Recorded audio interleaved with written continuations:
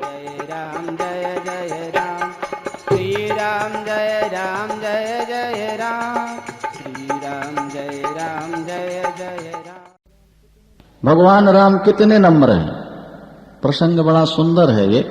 यद्यपि परशुराम भी अवतार हैं और राम भी हैं, लेकिन जितनी पूजा राम की हुई परशुराम की नहीं हुई, क्योंकि परशुराम ने फरसा उठाया तो फिर नीचे रखा ही नहीं।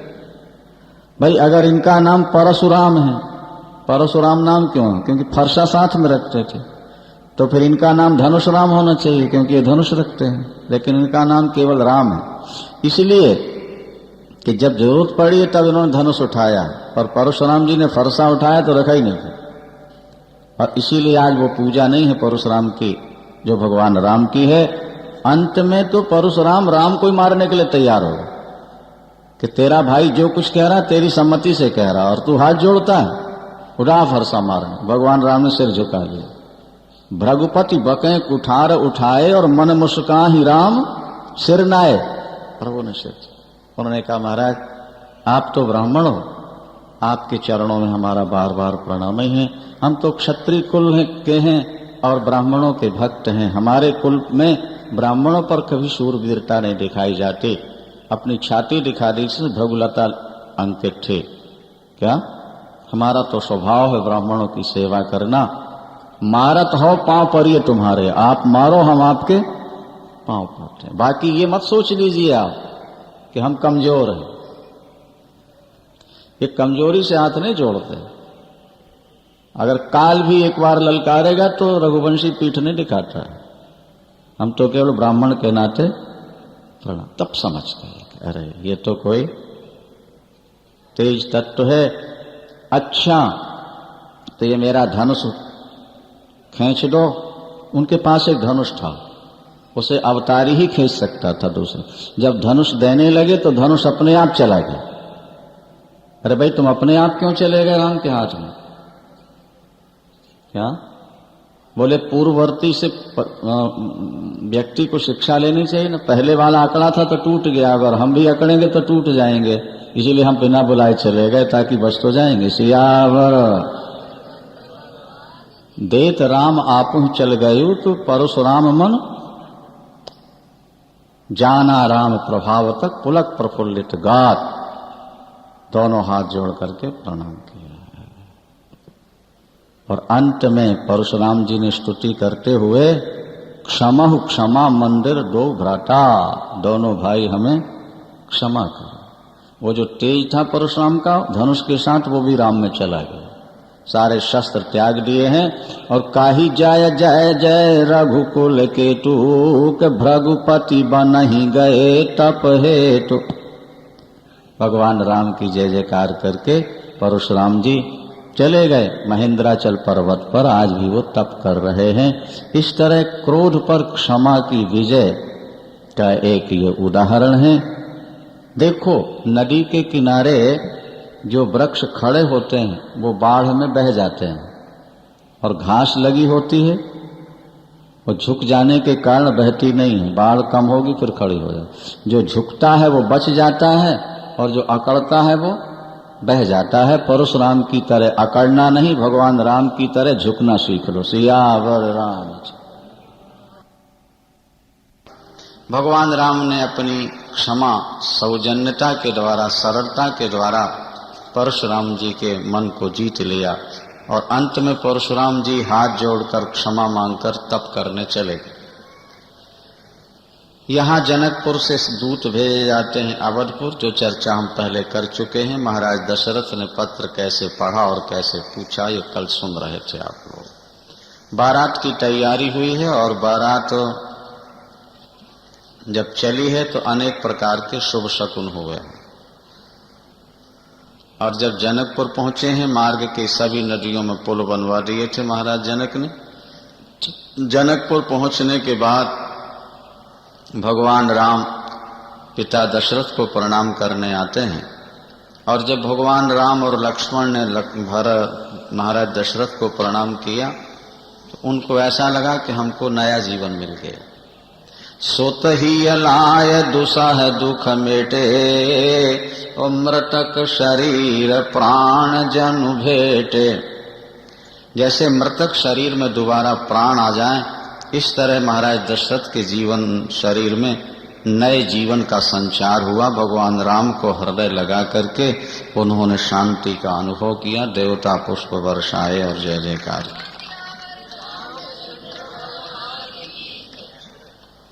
सीय कछु महिमा प्रगट दिखाई, भगवती जानकी ने फिर अपनी महिमा दिखाई है, अपना प्रताप दिखाया। जितने बाराती उतने सेवक।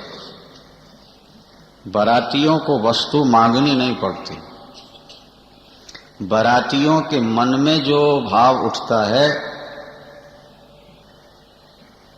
हाँ, सेवक वो वस्तु पहले सामने लिए खड़े नजर आता है। ये देखिए चमत्कार। और तब सब लोग महाराज जनक की प्रशंसा करते हैं,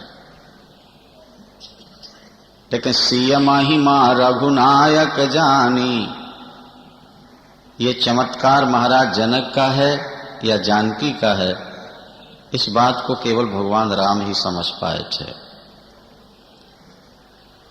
यही अघन मास था, यही मार्गशीर्ष मास, शुक्ल पक्ष पंचमी। आज द्वितीया है, पंचमी को भगवान राम का विवाह, यही मुहूर्त।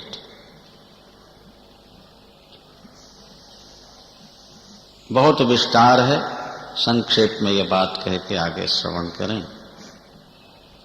लिखा है कि भगवान राम जब दूल्हा बनकर के घोड़े पर सवार होते हैं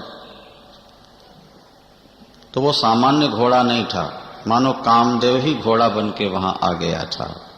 जेहि बार बाजी राम या सवारा, तेहि शारदौ न वर्णय पारा। जिस घोड़े पर प्रभु राम विराजे थे वो घोड़ा सामान्य नहीं था, कामदेव ही घोड़ा बन के आ गया। और प्रभु के मन में मन मिलाकर के चलता है। प्रभु मन सही लय लीन मन, वो चलत बाज छब पाव। बड़ी सुंदर बात है, काम पर भगवान राम सवार हैं और रावण पर काम सवार। राम और रावण का जो अंतर है बस इतना ही। घोड़े की लगाम अपने हाथ में है, हम जहां चाहें घोड़ा वहां जाए, ये तो काम हमारे अधीन हो गए। और काम सवार हो जाए सिर पर, वो जहां चाहे व्यक्ति को ले जाए, ये रावण का स्वरूप है। काम जहां चाहता है रावण को वहां जाना पड़ता है, और राम जहां चाहते हैं घोड़े को वहां ले जाते हैं। तो भगवान राम का काम उनके बस में। व्यक्ति के बस में अगर काम होगा तो उससे गलत काम नहीं हो सकता। और जिस व्यक्ति को अपने काम पर अधिकार नहीं होगा उसके द्वारा गलत काम होते रहते हैं। जब भगवान राम दूल्हे बनकर के घोड़े पर सवार होकर चले तो उस पर जो जीन पड़ी हुई थी उसमें मोती और हीरों की झालरें लटक रही थी, और घोड़ा नाचता हुआ चलता है। ऐसा लग रहा है कि तारागणों के बीच में चांद की शोभा हो रही है। सियावर रामचंद्र भगवान शंकर ने जब देखा दूल्हा रूप भगवान राम का, तो आज 15 नेत्र सार्थक हो गए भगवान शंकर के। भगवान शंकर के कितने नेत्र हैं? 15। 5 मुख है ना भगवान शंकर के, और 3 नेत्र होते हैं एक मुख में। तो नयन 5 10 अति प्रिय लागे, शंकर राम रूप अनुरागे। भगवान राम का दर्शन करके भगवान शंकर को ऐसा लगा कि आज हमारे 15 नेत्र सार्थक हो गए। और ब्रह्मा जी ने जब दर्शन किया तो पछताने लगे। बोलो क्यों पछताए? सामान्य लोगों से तो ज्यादा है,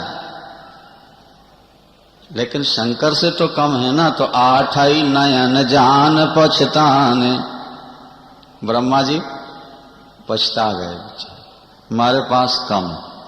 देखो यही संसार की स्थिति है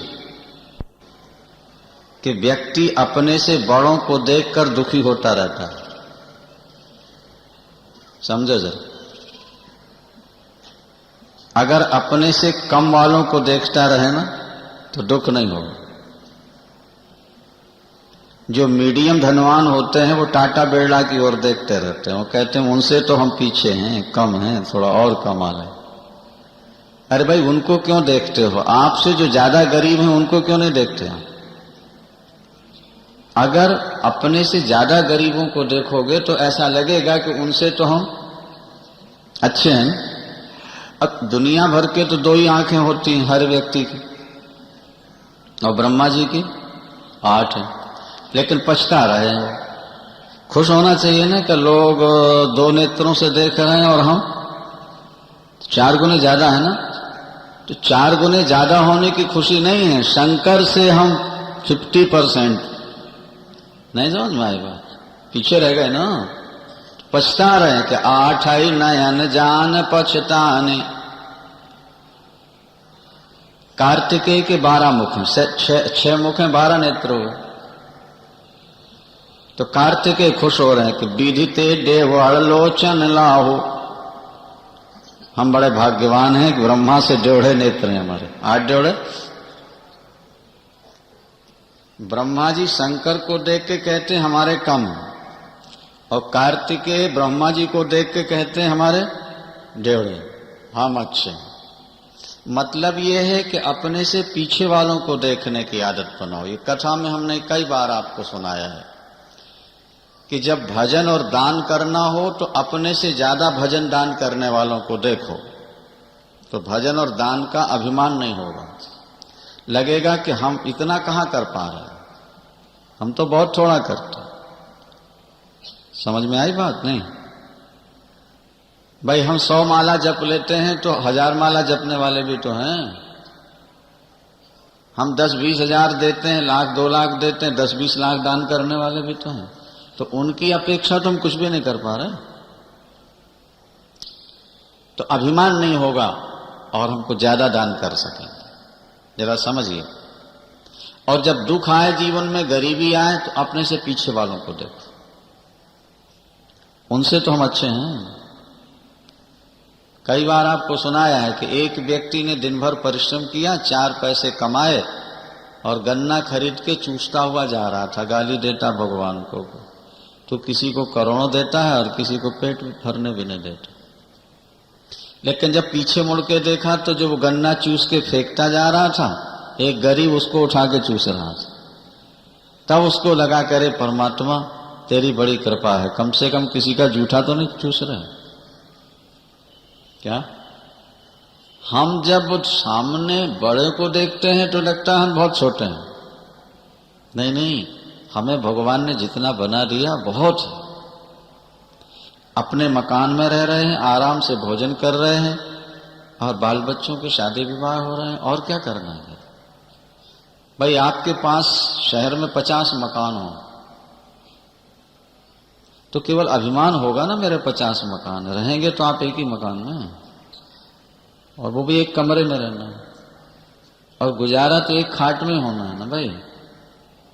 सोना तो एक ही खाट में, वो भी आधी आजकल होते हैं, नहीं एक बिस्तर। तो गुजारा तो तुम्हारा एक बिस्तर में हो जाना है। अभिमान जरूर होगा कि हमारे 50 मकान। क्या धनवान ज्यादा रोटी खाते हैं? बोलो भाई, कि ज्यादा कपड़े पहनते हैं? धनवान गरीबों से कम खाते हैं, भूखे नहीं लगते। क्या करें? केवल अभिमान होता मेरे पास इतना धन है। इसलिए हमने कहीं कथा में कहा था कि छोटे व्यक्ति की चिंता छोटी और बड़े व्यक्ति की चिंता बड़ी होती। बड़े ज्यादा सुखी नहीं होते, बड़े ज्यादा टेंशन में रहते हैं, तनाव में रहते हैं। तो अब देखिए, ब्रह्मा जी ने भगवान शंकर को देखा कि उनके 15, हमारे 8 ही, तो पछताने लगे। और कार्तिकेय नहीं पछताए, क्योंकि उन्होंने भगवान शंकर के 15 नहीं देखे आगे, बल्कि पीछे ब्रह्मा के देखे। और उन्होंने कहा उनसे तो हम बढ़िया है, बोलिए शंकर भगवान की। अगर ब्रह्मा पछता रहे तो कार्तिकेय को भी पछताना चाहिए था कि पिताजी से तो हमारे कम है। उन्होंने कहा नहीं, पिताजी को नहीं देखना है, ब्रह्मा जी से तो हमारे जाते। अच्छा, आज सुरेश बहुत प्रसन्न थे, देवराज इंद्र। गौतम श्राप परमहित माना, राम ही चितव सुरेश सुजाना। सारे शरीर में नेत्र हो गए ना इंद्र के। पहले तो श्राप मिला था, बाद में वो वरदान हो गया। तो सैकड़ों नेत्रों से देवराज इंद्र भगवान राम का दिव्य स्वरूप देख रहे थे। यहाँ देवता बाराती बनकर सम्मिलित हो गए हैं, वहाँ देवताओं की स्त्रियां दिव्य नारियों का रूप धारण करके रनिवास में मिल गई हैं और बड़े सुंदर मधुर गीत गा रही थी। जगह जगह आरती हो रही है, जगह जगह पुष्प वर्षा हो रही है और लोग जय जयकार कर रहे थे।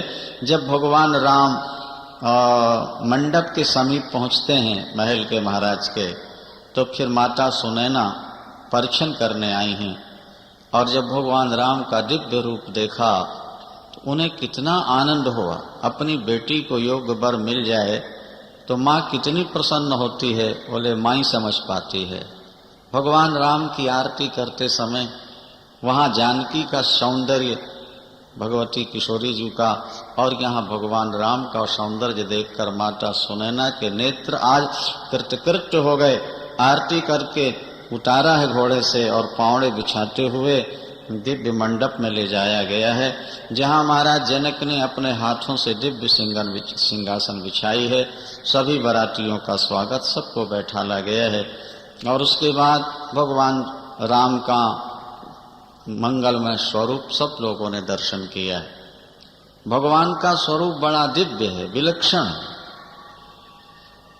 आगे आप सुनेंगे ये स्थिति थी कि जब बारात भोजन करती है ना, तो प्राचीन काल में देवियां कुछ गीत गाया करती थी और गीत में मधुर गारियां सुनाती थी बारातियों।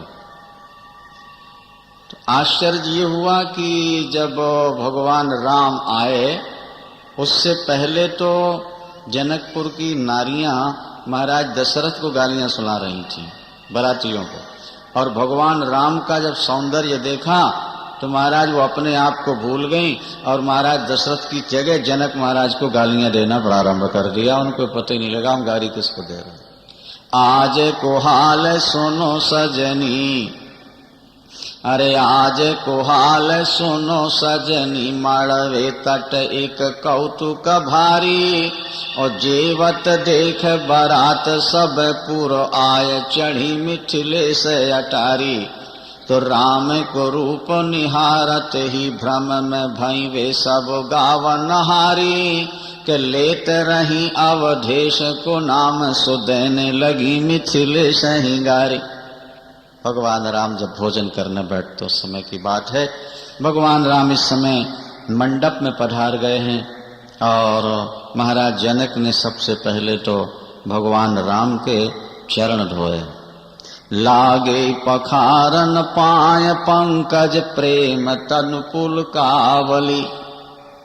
महाराज जनक ने जब भगवान राम के चरण पखारे, चरण धोए, तो देवता पुष्प वर्षाकर उनके भाग्य की सराहना कर रहे थे। देखो महाराज जनक कितने बड़भागी हैं, जिन चरणों का जल भगवान शंकर मस्तक पर धारण करते हैं। बड़े बड़े देवताओं को जो चरण सुलभ नहीं है, आज महाराज जनक अपने हाथों से वे चरण धो रहे हैं।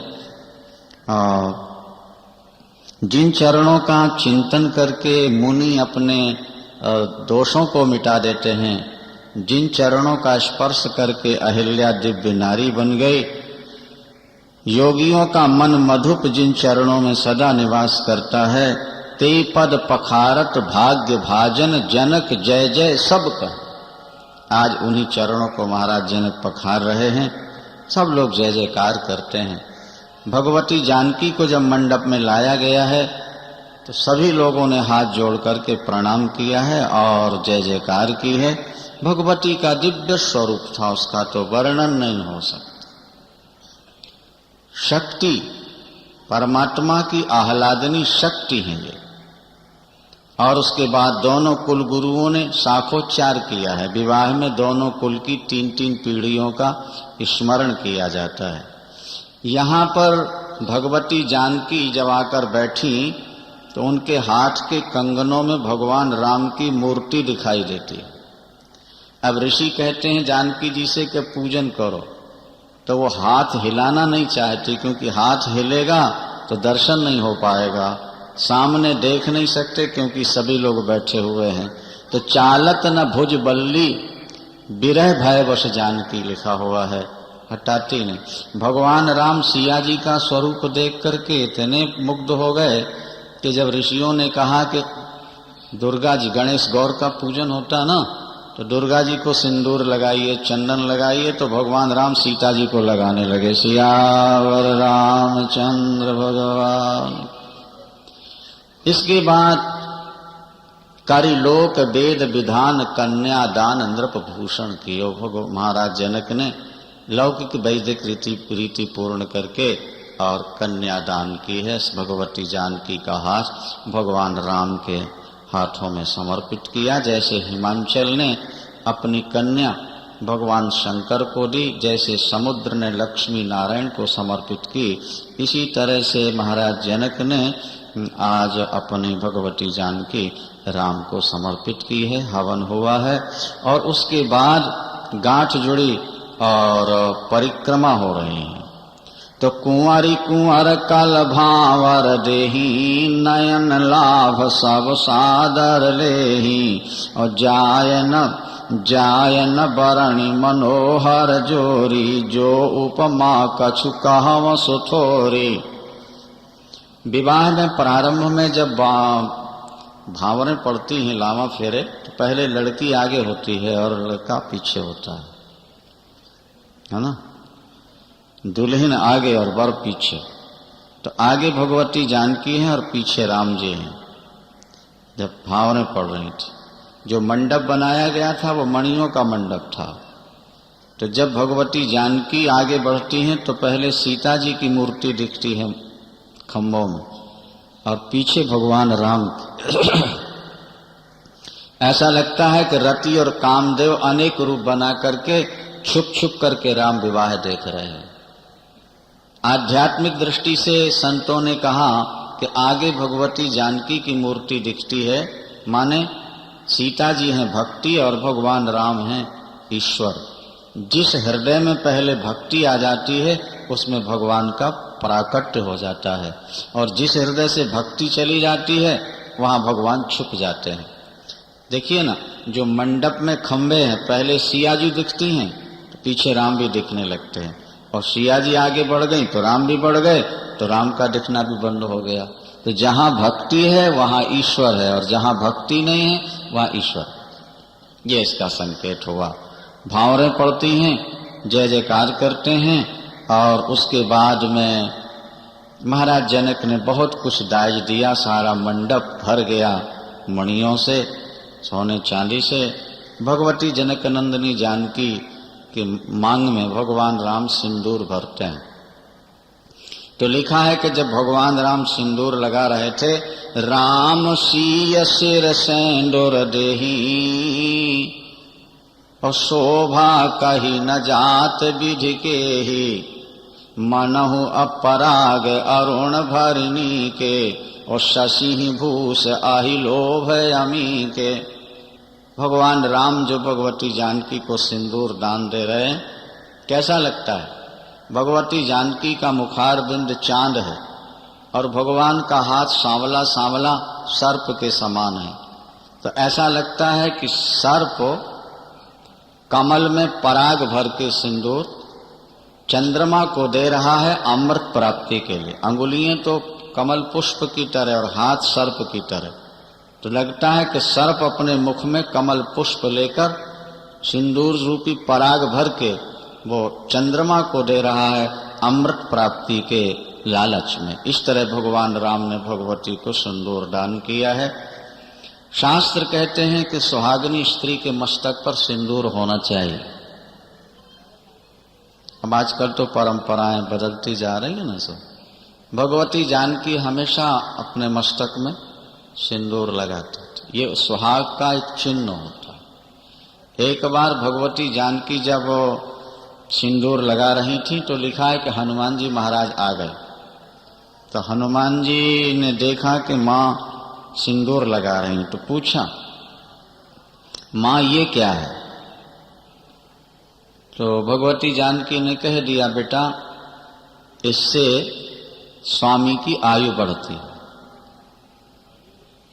सिंदूर लगाने से स्वामी की आयु बढ़ती है। तो हनुमान जी ने सोचा कि मेरे स्वामी तो राम हैं, मेरे भी राम स्वामी हैं, तो अगर इतना सा सिंदूर लगाने में स्वामी की आयु बढ़ती है तो मैं सारे शरीर में लगा लेता हूं ताकि मेरे स्वामी की आयु बहुत लंबी हो, उनका मंगल हो। तो महाराज उन्होंने 1-2 किलो सिंदूर खरीदा और घी में मथ करके सिर से लेकर पैरों तक हनुमान जी ने सिंदूर लगा लिया और बिल्कुल लाल होकर के बाबा जी पहुंच गए राम दरबार में। भगवान राम ने जब देखा बहुत ठहाका मार के हंसे महाराज, बोलो सियावर रामचंद्र भगवान की। बहुत हंसे भगवान राम और पूछने लगे हनुमंत लाल ये क्या है? तो हनुमंत लाल ने कहा कि सरकार माँ कहती हैं सिंदूर लगाने से स्वामी की आयु बढ़ती है, तो मोरे सब एक तुम स्वामी और दीन बंधु और अंतर्यामी। आप हमारे स्वामी हैं, हमने सोचा सारे शरीर में लगा लें। भगवान राम ने आशीर्वाद दे दिया, जाओ हनुमंत लाल आज के बाद जो तुम्हें सिंदूर का चोला चढ़ाएंगे उनकी सभी कामनाएं पूर्ण होती रहा करेगी। कहते तभी से हनुमान जी को सिंदूर का चोला चढ़ने लगा है। अभी भी लोग हनुमान जी को सिंदूर मंगलवार को लगाते हैं ना। कोई विशेष संकट जीवन में आए तो हनुमान जी को सिंदूर चढ़ाओ, उससे आपकी कामनाएं पूर्ण होती हैं। नहीं? हनुमान जी को सिंदूर बहुत प्रिय लगा। उसके बाद भगवान राम ने भगवती जानकी को सिंदूर दान दिया, कन्यादान हुआ है और फिर अनेक दिनों तक बारात वहां रही। महाराज जनक रोके रहे, अंत में विदाई होती है और जब विदा होने लगी तो बड़ा करुण प्रसंग है। जब घर से कन्या को विदा किया जाता है तो पत्थर हृदय भी पिघल जाता है। माता पिता तो रोते ही हैं, सारा परिवार रोता है, सारे रिश्तेदार रोते हैं। ये एक विचित्र शास्त्र की विधि है, परंपरा है। व्यक्ति कितने लाड़ प्यार से बेटी को पालता है, पढ़ाना लिखाना, और जवान होने के बाद उसको घर से विदा करता है। तो जब विदा करता है तो उसको ऐसा लगता है कि बेटी के साथ मेरे प्राण भी विदा हो रहे हैं। जनकपुर के बारे में तो बड़ा विचित्र गोस्वामी जी लिखते हैं कि भगवती जानकी ने सोने के पिंजड़ों में तोता मैना पाल रखे थे। आज जब भगवती जानकी विदा होने लगी तो वे तोता मैना रोते हैं, पूछते हैं कि ते अब कहाँ ही कहाँ बैदेही और सुन धीरज परिहरन के ही। ऐसा कौन व्यक्ति है जिसका धैर्य टूट न जाए। जिन भगवती जानकी के वियोग में पशु और पक्षी रो रहे थे और जानकी का पता पूछ रहे हैं, उनके माता पिता ने कैसे धैर्य धारण किया होगा।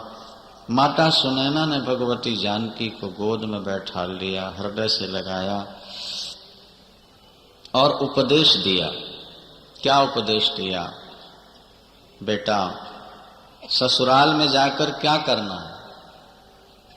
हाँ, बहुत अच्छी चौपाई यहाँ है कि सास ससुर गुरु सेवा कर हो और पति रुख लखिया यसु अनुसर हो। कन्या ससुराल में जाकर सास ससुर और गुरु की सेवा करे, अतिथि की सेवा करे और पति का रुख देख कर के काम। सीताराम सीताराम सीता राधे श्याम राधे श्याम राधे श्याम राधे श्याम राधे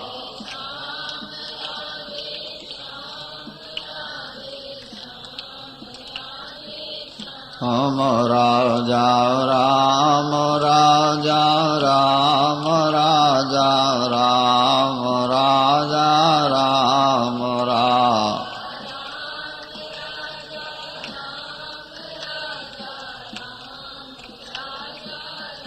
क्या हुआ जब भगवान राम की बारात वापस आई ना अवध में, नहीं? और सबसे प्रथम जो बैठक हुई, महाराज दशरथ ने कौशल्या कैकेयी सुमित्रांबा को बुलाया। चारों बेटे चारों बहुएं, महाराज दशरथ, तीनों माताएं बैठी। महाराज दशरथ ने कौशल्या जी से क्या कहा? रामायण पढ़ के महाराज दशरथ ने बड़ा सुंदर उदाहरण दिया। वो कहते हैं कि बधू लरकनी पर घर आई, ये बधू लरकनी पर घर आई, के राखे हु पलक नयन की नाय। देखो कौशल्य, ये बहुएं अभी छोटी छोटी हैं, लड़कनी छोटी छोटी हैं। सियावर रामचंद्र भगवान, कितना सुंदर दृष्टांत दिया महाराज दशरथ ने। बधू लड़कनी पार घर आई। देखो कौशल्य, ये छोटी छोटी बेटियां दूसरे के घर से आई हैं, नहीं? इनको कैसे रखना है? बोले राखे हो पलक नयन की नाई, जैसे पलक आंख की रक्षा करती है। जरा आंख के सामने कोई चीज आए पलक बंद हो जाती होते हैं। क्यों बंद होते हैं? मानो पलक कहते हैं हमें दंड दे लो, लेकिन हम जिनकी रक्षा में नियुक्त हैं उनको कष्ट नहीं। कोई आपके सामने अंगुली ऐसे हिलाए ना आंखों के सामने, ये कह दे कि हम आंखों को चुभाएंगे नहीं, आंखों में अंगुली चुभाएंगे नहीं, खाली यूं करे ना, तब भी आपके पलक बंद हो।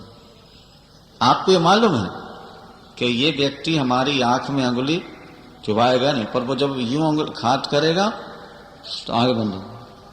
माने पलक इतने सावधान रहते हैं कि जरा सा खतरा मालूम पड़ा और वो बंद हो। महाराज दशरथ कहते हैं कि तुम्हें पलक बनना है और बहुओं को आंख बनाकर करो। अच्छा, ऐसा नहीं कि महाराज दशरथ ने कह दिया और कौशल्या जी ने यहां से सुना इस कान से और उस कान से निकाल दिया ना। जो महाराज ने कहा अक्षरशः उसका निर्वाह किया। सुनिए जरा,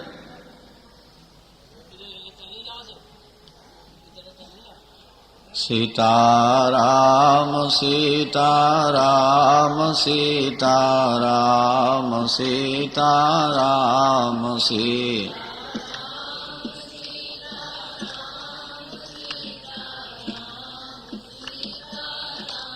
कैसा निर्वाह किया जरा देखें तो आप। विवाह के 12 वर्ष बाद वनवास हुआ है, ऐसा रामायणों में लिखा है। विवाह के 12 वर्ष, और जब प्रभु राम जाने के लिए तैयार होते हैं और भगवती जानकी भी आकर कौशल्या माँ के चरणों में प्रणाम करती हैं कि माँ मुझे भी आज्ञा दे दो, तो राम वनवास में कौशल्या माँ उतनी नहीं रोई जितनी सीता का वनवास देख करके रोई।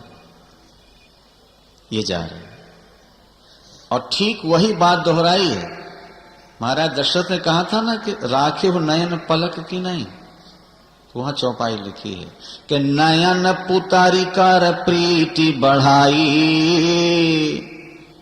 नयन पुतारी कर प्रीत बढ़ाई, राख्यों प्राण जान की लाई, और जीवन मोर जिम जुगवत रहूं, दीप बाती नहीं तारन। कहा मां कौशल्या बहुत रोई, ललन तुम जा रहे हो बेटा, जाओ, तुम राजकुमार हो, बचपन से तुम जंगलों में घूमते रहे शिकार के लिए, दुष्टों के संहार के लिए, तुम तो वन में रह सकोगे, पर मेरी बिटिया सीता कैसे रहेगी? ये तो घर में बानर का चित्र देख ले तो कांप जाती है, चीख पड़ती है, जंगल के विशालकाय जानवरों को देखकर कैसे प्राण बचाएगी? मैंने इसके नीचे हमेशा कालीन बिछवा के रखी, जहां जहां सिया जी को जाना होता था ना, वहां कालीनें बिछी रहती थी। 12 वर्ष में कभी जानकी को जमीन पर पैर नहीं रखने दिया माता कौशल्या ने, कभी दीपक की बत्ती बुझाने के लिए नहीं कहा। पालंग पीठ ताजी गोद हिंडोरा, पालंग पीठ ताजी गोद हिंडोरा, कसिया नदीन पा गया वन कठोरा। मां कौशल्या ने जमीन पर पैर नहीं रखने दिया। क्यों? बोले पृथ्वी कठोर है, मेरी बहू रानी सिया के चरण बहुत कोमल है। हमेशा पलंग पर बैठाल के रखती थी, हिंडोले में बैठाल के, झूले में कौशल्या जी स्वयं झुलाती, लोरियां देती, और कभी कभी गोद में बैठालती थी। महाराज दशरथ की ये शिक्षा हमें आपको ध्यान में रखना है। अब आगे की कथा बढ़ाते हैं क्योंकि समय थोड़ा सा है। विवाह के 12 वर्ष बाद रामनवमी का पावन दिन था। महाराज दशरथ सभा में विराजमान हैं, मुकुट टेढ़ा हुआ, दर्पण लेकर देखते हुए उसको सीधा किया, और जब दर्पण में देखा तो कान के किनारे के बाल सफेद। किनके? महाराज दशरथ। कान के किनारे के बाल सफेद हुए हैं। इस सिर के बाल जब भी सफेद होना प्रारंभ होंगे, कहां से प्रारंभ होते हैं? कान के किनारे से होते हैं, देख लो तो। और कान के किनारे इसलिए सफेद होते हैं कि जैसे घंटी बजे तो रिसीवर कहां लगाओगे? हाँ, तो बुढ़ापे का नोटिस कान में आके कह रहा है कि अब सावधान हो जाओ, भगवान के भजन में लग जाओ, और नहीं तो जीती बाजी हार जाओ। कान के किनारे के बाल सफेद हों और ज्यादा से ज्यादा भजन में लग जाना चाहिए। आजकल तो महाराज पूरा ही सफेद हो गए हैं, फिर भी भजन नहीं करते, और कुछ लगा वगा करके काले बना लेते हैं ताकि यमराज को भी धोखा दे दें कि अभी हम बूढ़े नहीं हुए, हमें छोड़ जाओ। बोलो सियावर। क्या नहीं? अरे बाबा, ये सफेदी बनी रहने दो, किसी की नजर नहीं लगेगी। अच्छा, और जब सिर सफेद हो जाएगा तो दिल भी सफेद हो जाना चाहिए। सिर की सफेदी ये संकेत देती है कि अब दिल भी तुम्हारा, दिल में कालिख नहीं होना। जवानी में तो कुछ कलंक लग गया, लेकिन जब वृद्धावस्था आ गई और बेटे पोते अपना काम संभाल चुके, अब ऐसा संकल्प ले लो कि इसके बाद अब गलत काम नहीं करेंगे। अब करेंगे कुछ तो भगवान का भजन, गरीबों की सेवा, अनाथों की सहायता। महाराज दशरथ ने जब देखा कान के किनारे के बाल सफेद हो गए, बैराग हो गया महाराज। बोले श्रवण समीप भये शीत केशा,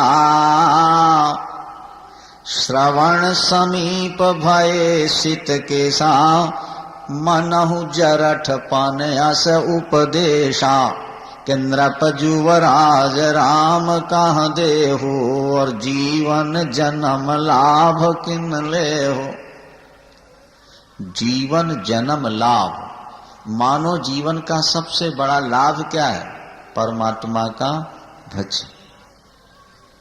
वेद भगवान क्या कहते हैं? इह चेद वेदी दथ सत्यमस्ति और न चेद यहा वेदीन महति विनष्टि। मानव जीवन पाकर यदि आपने ईश्वर का भजन कर लिया तो आपका जीवन सफल हो गया, अन्यथा आपका जीवन व्यर्थ चला गया। महति विनष्टि, आपका सब कुछ नुकसान हो, क्योंकि भजन की पूंजी ही आगे आपके साथ जाने वाली है। क्या भाई? एक बच्चा फुटपाथ पर पैदा होता है गरीबी में, और दूसरा एक अरबपति के यहां पैदा होता है, राजा के यहां पैदा होता है। अभी नए कर्म तो कुछ किए नहीं दोनों ने, हाँ? नए कर्म किए नहीं तो फिर एक गरीब के घर पैदा क्यों हो रहा है और दूसरा अरबपति क्या क्यों होता है? भगवान ने बना दिया।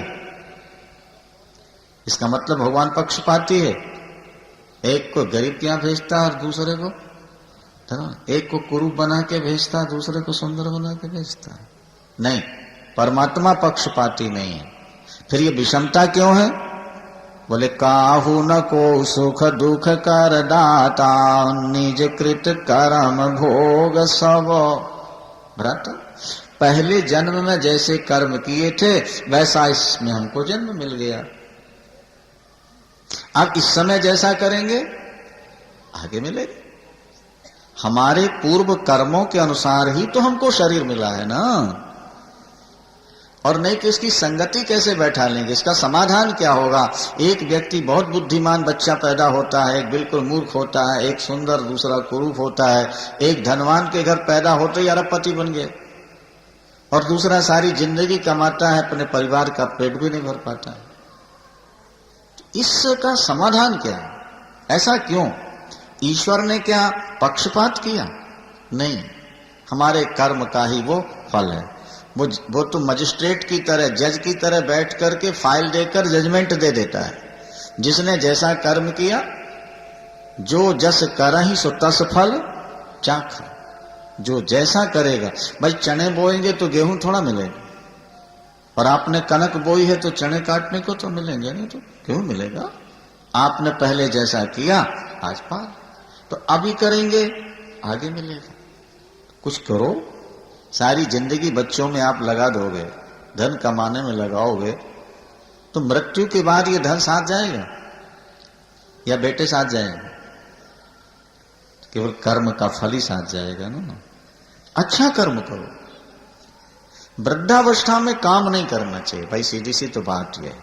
और अगर काम करते ही हो, बिना काम के नहीं रह जाता, तो फिर जो प्रॉफिट हो वो धर्म में लगाते चलो, और जो व्यापार करेंगे बुढ़ापे में उसमें गलत काम नहीं करेंगे। ये शर्त होनी चाहिए। या तो कर्म करो ही नहीं, और करना पड़े तो जो प्रॉफिट हो चाहिए तो कि पूरा धर्म में लगाओ, नहीं तो आधा तो कम से कम लगाओ। और दुनिया में देखने को ये मिलता है कि जवान जितना दान कर लेते हैं, बूढ़ा उतना नहीं कर पाते। बोलो वृंदावन। क्या? एक सेठ ने सेठानी को 51 रुपये दिए कि चढ़ा दो।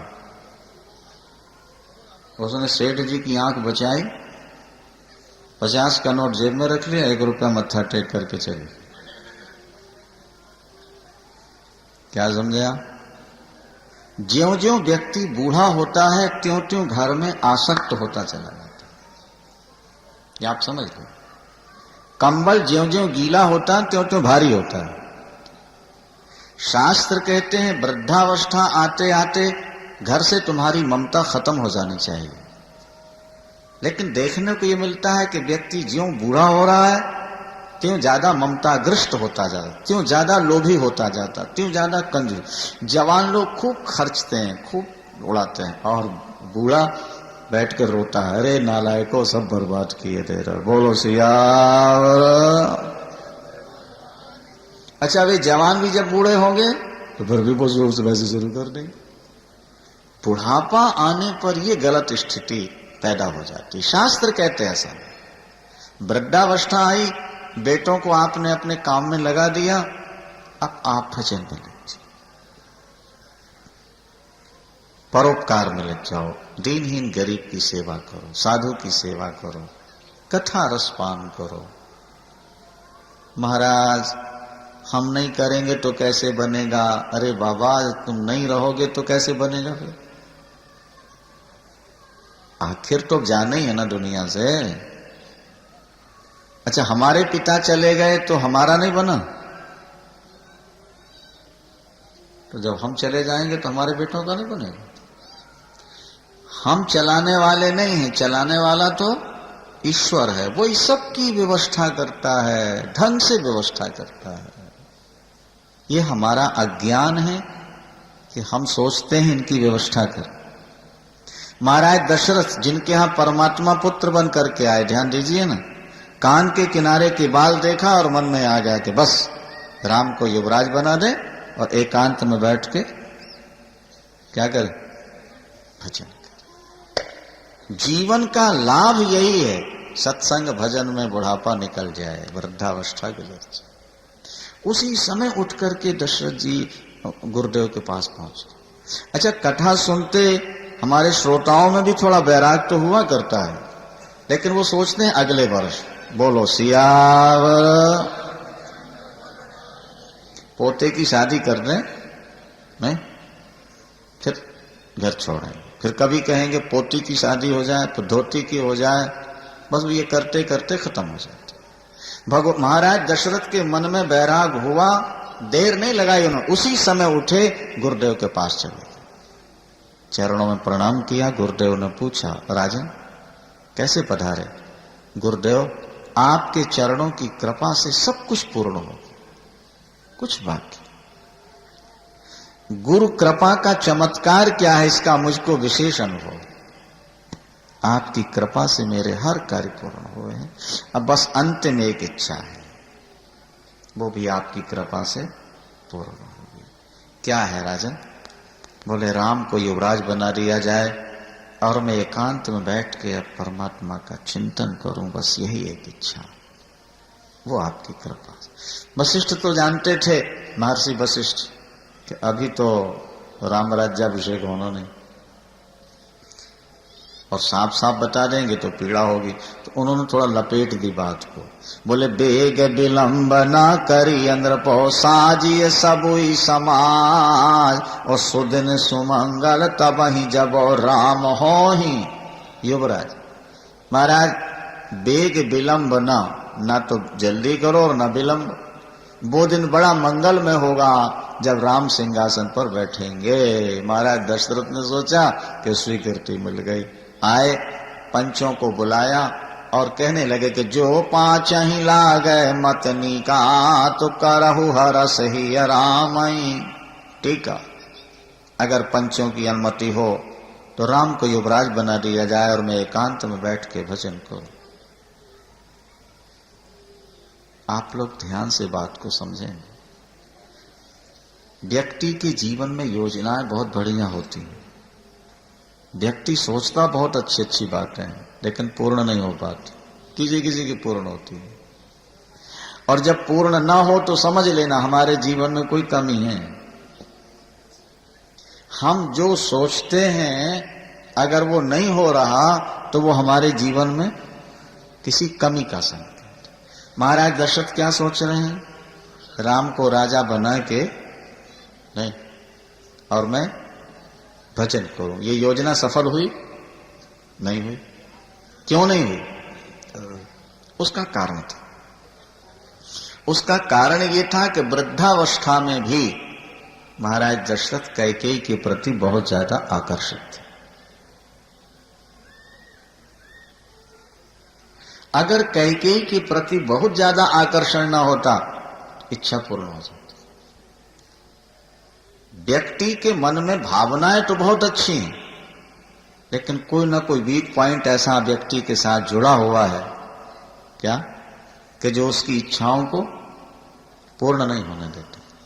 किसी के मन में लोभ की कमजोरी है, किसी में ममता है, किसी में काम है, किसी में क्रोध है।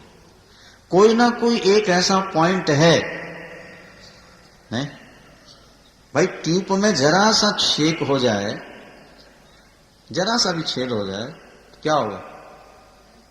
हवा निकल जाएगी, गाड़ी चलने लायक नहीं रही। भाई ज्यादा हो जाए तो तत्काल निकल जाएगी, थोड़ा हुआ तो थोड़ी देर बाद निकल जाएगी। अगर गाड़ी को ठीक से लक्ष्य तक ले जाना है तो शर्त यही है कि फिर ट्यूब में कहीं छिद्र नहीं होना। नौका को अगर पार ले जाना है तो उसमें कोई छिद्र नहीं होना। हम भी अपने जीवन को अगर किनारे लगाना चाहते हैं तो हमारे जीवन में कोई कमी नहीं। अच्छा, एक बात और सुनो आप ध्यान से कि कैकेयी जब कोप भवन में गई, रामायण अगर आप लोग पढ़ते हो और नहीं तो पढ़ा करो, देखा करो, कैकेयी अम्बा ने महाराज दशरथ को बुलवाया था रात्रि में। रामायण पढ़ी है? नहीं बुलवाया। कोप भवन में चली गई और महाराज को नहीं बुलवाया। और अगर महाराज आज रात में नहीं आते हैं तो कल सुबह तो राज्याभिषेक हो जाएगा। तो कैकेयी जी को चाहिए ना कि बुलवा लेते, पर किसी को भेजा बुलाने के लिए ऐसा कोई प्रसंग नहीं आता। क्यों? कैकेयी जी को पता है कि महाराज बिना नागा मेरे पास आते ही हैं, तो बुलवाने क्या जरूरत। वृद्धावस्था की शादी और पत्नी के प्रति विशेष आकर्षण ये जीवन की बहुत बड़ी कमजोरी है। वृद्धावस्था का लोभ ये जीवन की बहुत बड़ी कमजोरी है। मर तो रहे ही हैं, कुछ और बेटे पोतों के लिए कमा के रख जाएं। अरे भैया, बेटे पोतों के लिए रख जाने की सोचते हो, पर साथ ले जाने की भी तो कुछ सोच लो। भजन तो साथ ले जाओगे और धन कमा के, और फिर लौट के यहां आना है। ये दोबारा मिलेंगे नहीं। तो फिर इनकी व्यवस्था के साथ साथ अपनी भी तो करो। आपने चिड़िया को देखा बच्चों को दाना चुगाती है? नहीं देखा। बच्चों के मुंह में भी डालती है और बीच बीच में आप भी खाती है, और बच्चों को खिलाती रहे और आप ना खाए, फिर क्या होगा? मरेगी। तो जैसे वो चतुर चिड़िया बच्चों के पेट में मुंह में दाना डालती हुई अपने मुंह में भी डाल रही, निगल रही है, इसी तरह तुम परिवार की व्यवस्था करते करते अपनी भी तो थोड़ी सी व्यवस्था कर लो। सारी जिंदगी केवल परिवार की व्यवस्था में लगा दिया आपने, अपनी व्यवस्था कुछ नहीं। ये गलत पॉइंट है जिंदगी का। एक निश्चित समय होना चाहिए, बस भाई अब इसके बाद हम काम। और अगर बिना काम किए नहीं रहा जाए तो हम अपनी कमाई का इतना हिस्सा धर्म में लगाएं। ये बातें अगर आपके दिमाग में नहीं बैठेंगी तो आपको शांति कभी नहीं मिलेगी। ये कमजोरी थी महाराज दशरथ की कि कैकेयी अम्बा क्या प्रतिदिन जाते थे और काम के वशीभूत होकर गए। और जब व्यक्ति काम के वशीभूत होता है तो विवेक उसका नष्ट हो जाता है। और जब विवेक नष्ट हो जाता है उस समय जो महिला कह दे, नारी कह दे, वो करना पड़ता है। महाराज दशरथ को उस स्थिति में देखा कैकेयी जी ने जब वरदान मांगा। अभी मैं आपको सुना रहा हूं, ध्यान से सुनिएगा। पंचों ने अनुमति दे दी कि तैयारी की जाए। चारों समुद्रों का जल, विभिन्न प्रकार की जड़ियां बूटियां, सब तैयार। नगर में सजावट होने लगी। कौशल्याम्बा के यहां संदेशा भेज दिया महाराज दशरथ ने, राम कल युवराज बन रहे। सुमित्राम्बा के यहां भी संदेश आ गया, लेकिन कैकेयी के यहां नहीं। क्यों? महाराज दशरथ ने सोचा कि मुझे तो जय नहीं है, मैं स्वयं जाकर के ये समाचार दूंगा। अच्छा, इससे पहले कैकेयी निष्काम थी। ये बात भी लगे हाथ थोड़ा आप सुन लो भैया, बड़े काम की बात है।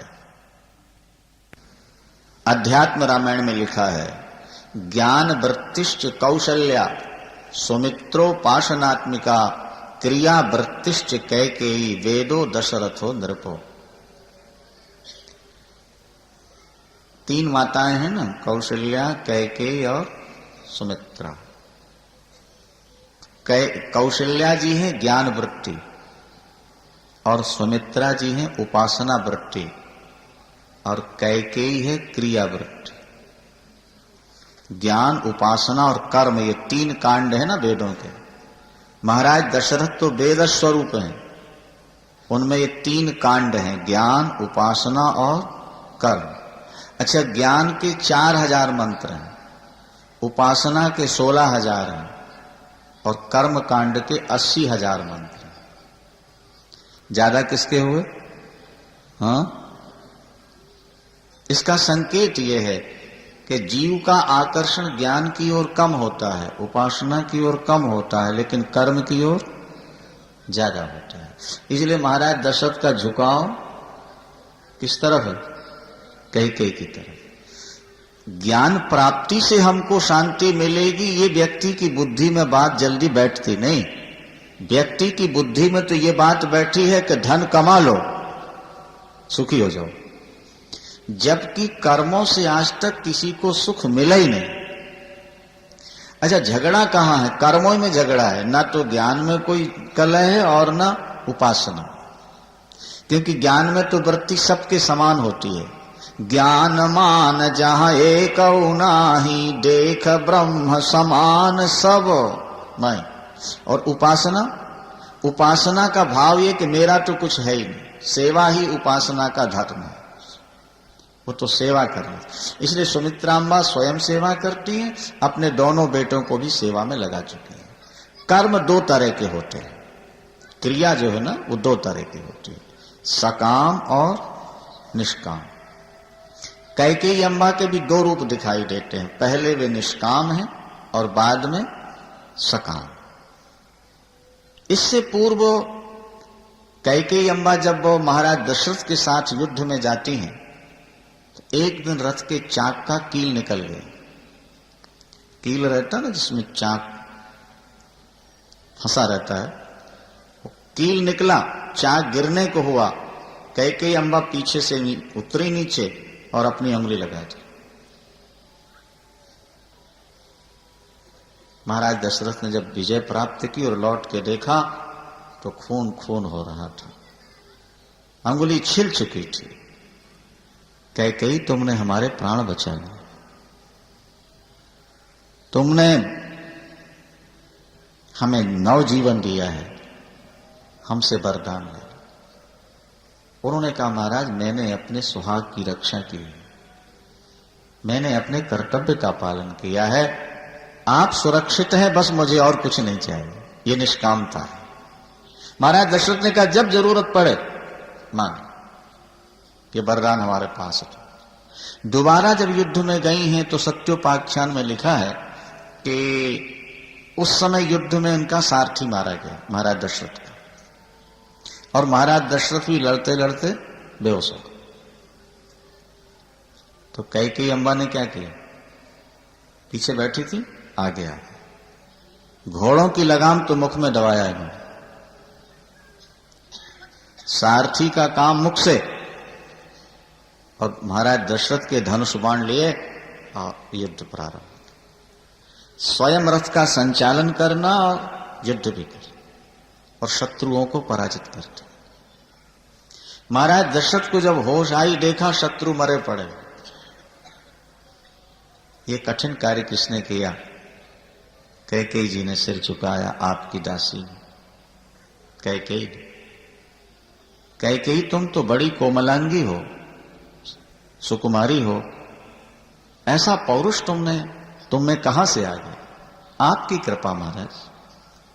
अच्छा, तो एक वरदान और हमसे लो, जो चाहो मांगो। उन्होंने कहा, नहीं महाराज, हमें कुछ नहीं चाहिए, आपके जीवन की रक्षा, यही हमारे जीवन का सब कुछ। यही दो वरदान है जो आगे हो। अभी महाराज देने को तैयार है, लेकिन वो लेने को तैयार नहीं। ये निष्काम हो गया, निष्काम। कर्म अगर निष्काम होगा नहीं तो वो स्वर्ग को उतार देगा तुम्हारे यहां, और कर्म अगर सकाम हो गया नरक ले आएगा।